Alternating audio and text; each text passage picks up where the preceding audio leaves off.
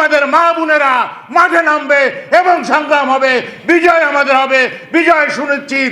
শেখ হাসিনা বাংলাদেশে একদলীয়ভাবে নির্বাচন করতে পারবে না এবং আমরা হতে দেব না, সে যতই নির্বাচন শিডিউল ঘোষণা করুক। আমাদের লক্ষ্য একটাই, লক্ষ্য হচ্ছে শেখ হাসিনার পদত্যাগ। লক্ষ্য একটাই, পার্লামেন্ট ভেঙে দিতে হবে। লক্ষ্য একটাই, আমাদের মানুষের ভোটের অধিকার দিতে হবে, যার ভোট সেই দিবে। আমাদের লক্ষ্য হচ্ছে এদেশে গণতন্ত্র প্রতিষ্ঠিত করা। আমরা ক্ষমতায় যাব এটা আমাদের লক্ষ্য নয়, আমরা মানুষের ভোটের অধিকার রক্ষা করাই আমাদের লক্ষ্য। আমাদের লক্ষ্য হচ্ছে বাংলাদেশ স্বাধীন, সার্বভৌমত্ব মাথা উঁচু করে দাঁড়ান, যাতে সেই লক্ষ্য আমাদের কাজ করব। সংগ্রামী ভাইরা আমার, 2014 সালে যে নির্বাচন হয়েছিল, 2018 সালে যে নির্বাচন হয়েছিল, সেই নির্বাচনে আমাদের প্রতিবেশীর কি ভূমিকা ছিল আপনারা জানেন। এদেশের মানুষ যাকে প্রতিবেশীর অন্য কাউকে না চিনুক, সুজাতা সেনকে সবাই চেনে। এখন আবার বলছে এটা বাংলাদেশের অভ্যন্তরীণ ব্যাপার, আমরা কোনো হস্তক্ষেপ করব না। তাহলে 2018 সালে কেন করেছিলেন?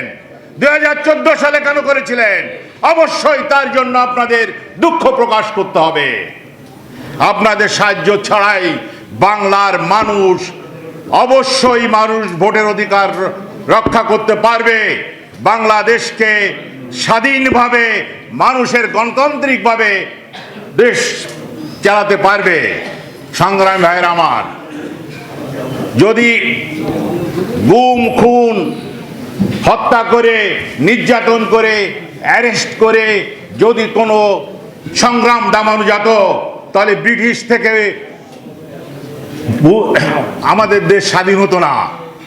47 সাল থেকে এদেশ স্বাধীন হতো না, 71 সালে এদেশ স্বাধীন হতো না, 52 সালে ভাষা আন্দোলন হতো না, 69-এ গণ অভ্যুত্থান হতো না, 90-এ স্বৈরাচারের পতন হতো না।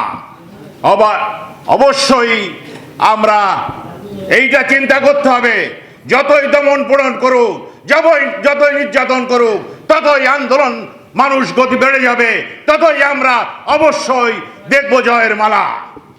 সংগ্রামী ভাইরা আমার, এটা অত্যন্ত দুঃখের বিষয়। আমাদের অন্যান্য বক্তারা বলেছে, এহসানুল হুদা জাতীয় দলের সভাপতি, 12 দলীয় জোটের শীর্ষ নেতা, কোন পর্যায়ে সরকার পৌঁছেছে যে একটা অনুষ্ঠানে ডিউরোতে আসে তাকে ধরে নেওয়া হয়। এটা পাক বাহিনীকে হার মানিয়েছে। পাক বাহিনী এটা করতো না, যে বাপকে না পেলে ছেলেকে ধরতো, ছেলেকে না পেলে বাপকে ধরতো, ভাইকে না পেলে বোনকে ধরতো। কিন্তু সেই পাক বাহিনী এদেশে টিকে থাকতে পারি নাই। আমাদের চিন্তা করতে হবে, এদেশকে স্বাধীন রাখবো, এদেশের সার্বভৌমত্ব রাখবো, না সিকিম ভুটান বানাবো। অবশ্যই এইটা চিন্তা রাখতে হবে। বিজয় আমাদের হবেই। আমাদের নেতা তারেক জিয়া, খালেদা জিয়া বলেছে আমাদের দফা একটাই, সেই দফা হচ্ছে শেখ হাসিনার পদত্যাগ, পার্লামেন্ট ভেঙে দেওয়া এবং নির্বাচন কমিশন বাতিল করা। সেই দফার লক্ষ্যে আমরা মাঠে আছি, কাঁধে কাঁধ মিলে কাজ করছি। ইনশাল্লাহ বিজয় আমাদের হবে এবং এই গণতন্ত্র রক্ষার জন্য, বাংলাদেশে সুষ্ঠু নির্বাচনের জন্য দেশে এবং দেশের বাইরে যারা আমাদের সাথে সহযোগিতা করছে, তাদের আমরা দেশের পক্ষ থেকে, বাংলাদেশের মানুষের পক্ষ থেকে আন্তরিক অভিনন্দন ও শুভেচ্ছা জানাই। ভয়ের কোনো কারণ নাই। আমাদের যারা আন্দোলন করছি, এক স্তরের লোক ধরে নিয়ে যাবে, দ্বিতীয় স্তর এখানে আন্দোলনের সংগ্রামে নেতৃত্ব দেবে, দ্বিতীয় স্তর ধরে নিয়ে যাবে, তৃতীয় স্তর আন্দোলন সংগ্রাম নেতৃত্ব দেবে। প্রয়োজন বোধে আমাদের মা বোনেরা মাঠে নামবে এবং সংগ্রাম হবে, বিজয় আমাদের হবে, বিজয় সুনিশ্চিত। শেখ হাসিনা বাংলাদেশে একদলীয়ভাবে নির্বাচন করতে পারবে না এবং আমরা হতে দেব না, সে যতই নির্বাচন শিডিউল ঘোষণা করুক আর যাই করুক। ইনশাল্লাহ মানুষ যেহেতু জেগে উঠেছে, জনসাধারণ যেহেতু জেগে উঠেছে, আমরা যেহেতু মাঠে নেমেছি, বিজয় নেই, আমরা মাঠ থেকে ঘরে ফিরবো। খুদা হাফেজ। বাংলাদেশ জিন্দাবাদ।